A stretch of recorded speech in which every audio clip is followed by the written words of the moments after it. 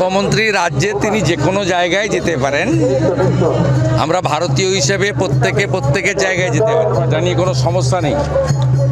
বিষয়টা হচ্ছে, যখন সন্দেশখালীর মা বোনেরা অত্যাচারিত হচ্ছিল দীর্ঘদিন ধরে, তাদের জমি লুট হচ্ছিল, শারীরিক অত্যাচার হচ্ছিল, তাদেরকে মাঝরাত্রে পার্টি অফিসে নিয়ে গিয়ে পিঠা তৈরি করা হতো, সেদিন মুখ্যমন্ত্রী যাননি।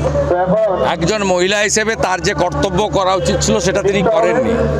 উল্টো দিকে বিধানসভায় দাঁড়িয়ে তিনি শাহজাহানকে সমর্থন করেছেন, যে এরা চাইছে, অর্থাৎ কেন্দ্রীয় সরকার মানে বিজেপি চাইছে শাহজাহানকে জেলে ঢুকিয়ে এলাকা দখল করতে। সন্দেশখালীর মানুষ মুখ্যমন্ত্রী এবং তার দলকে গত লোকসভা নির্বাচনে রিজেক্ট করেছে। রেখা পাত্র 7,000 ভোট লিড পেয়েছে সন্দেশখালীতে।